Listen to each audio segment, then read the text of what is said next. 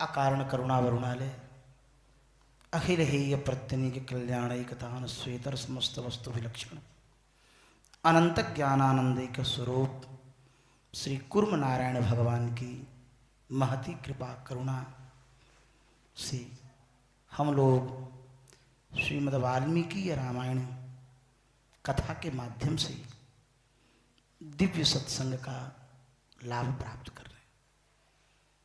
भगवान की परम कृपा है जो हम लोग अयोध्या जैसे अवध धाम धामाधिपति अवतारणपति राम भगवान श्री राम की परम पावन जन्मभूमि में और वो भी भगवान की दिव्य सन्निधि में हमारे बगल दाहिनी ओर बैठी हुई हमारे पूज्य गुरुदेव जिनका अत्यंत वात्सल्य इस दास के प्रति रहता है, दास इसका बहुत अनुभव भी करता है, ऐसे गुरुदेव की सन्निधि है। और भी दिव्य संत महापुरुषों की परम पावन छत्र छाया में बैठ करके हम लोग यह लाभ प्राप्त कर रहे हैं। अभी आपने पूज्य स्वामी जी के मुखारविंद से व्यासासन से श्रवण किया। श्री हनुमान जी महाराज ने श्री जानकी जी को कथा सुनाई। रामचंद्र गुण वर्णय लागा और सुनत ही सीता तय दुख भागा। भगवान श्री राम की दिव्य कथा को श्रवण करके जगत जननी पराम्बा जगदम्बा श्री जानकी जी का दुख दूर हो गया। जो इतनी दुखी थीं, इतनी व्याकुल थीं, जो स्वयं अपने शरीर को नष्ट करने के लिए भी जो तत्पर थीं, और वह भगवान के दिव्य चरित्र को श्रवण करके इतनी हर्षित हो गईं, इतनी प्रसन्नता व्याप्त हो गया उन्हें। यही भगवान की कथा का फल है।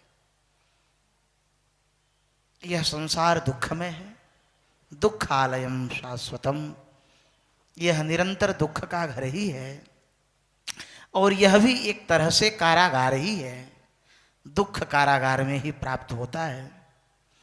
जिस तरह से श्री जानकी जी दुखी हैं, ऐसे ही प्रत्येक जीव दुखी है, पर इस दुख में भी वह सुख का अनुभव करता है। पर श्री जानकी जी दुख में सुख का अनुभव करती होती तो प्राणांत करने का निश्चय कर पाती? नहीं कर पाती। वह दुख से दुखी है, वह केवल दुख का अनुभव कर रही हैं। पर हम आप इस माया के चक्कर में जो दुख है उस दुख को भी सुख मान लिया है। अहंकार और ममकार यही माया के दो स्वरूप हैं। भगवान की माया अत्यंत विचित्र है। अति प्रचंड रघुपति की माया। भगवान की माया बहुत प्रचंड है। माया है क्या? जो है नहीं और वो दिखाई दे, उसी का नाम माया है। एक बार श्री भीमसेन भीम दादा भगवान नाम संकीर्तन कर रहे थे और उनके कीर्तन से द्रौपदी जी को निद्रा में विक्षिप्तता सी हो रही थी। श्री द्रौपदी जी ने महाराज युधिष्ठिर से निवेदन किया, ये भीम का कीर्तन ये हमारी निद्रा में विघ्न उपस्थित करता है। महाराज युधिष्ठिर ने भीम से कहा, भीम भैया, कीर्तन करना भगवान का भजन है, भगवान का नाम है। चाहे अभाव कुभाव अनख आलस हूँ, नाम जपत मंगल दिशु दश हूँ, यह भगवान का नाम जैसे से भी लिया जाए यह लाभ ही करेगा। लाभ करता भी है, बहुतों को किया है, आगे भी करेगा। पर अपना धर्म किसी में विघ्न बन जाए, यह धर्म भी धर्म नहीं है। धर्म ऐसा हो जो वह दूसरे के लिए विघ्न न बने। और तुम्हारे भजन से, तुम्हारे कीर्तन से द्रौपदी की निद्रा में विघ्न उपस्थित होता है। भीम अर्धरात्रि में उठ चले और भीषण दुरूह जंगल में पहुंच करके भगवान नाम संकीर्तन करने लगे। गदगद कंठ से, नेत्रों से अश्रु प्रवाहित करते हुए भीम भगवान नाम संकीर्तन कर रहे हैं।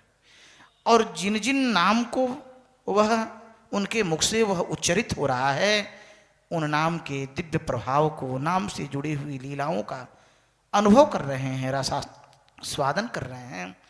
इतने में उनके दिव्य कीर्तन से प्रभावित होकर के भगवान श्री कृष्ण पधारे। भगवान श्री कृष्ण को भीम ने देखा, उठ करके खड़े हो गए। भगवान श्री कृष्ण ने भीम दादा को प्रणाम किया। भीम भैया, आप इस अर्धरात्रि में एकांत में कीर्तन कर रहे हैं।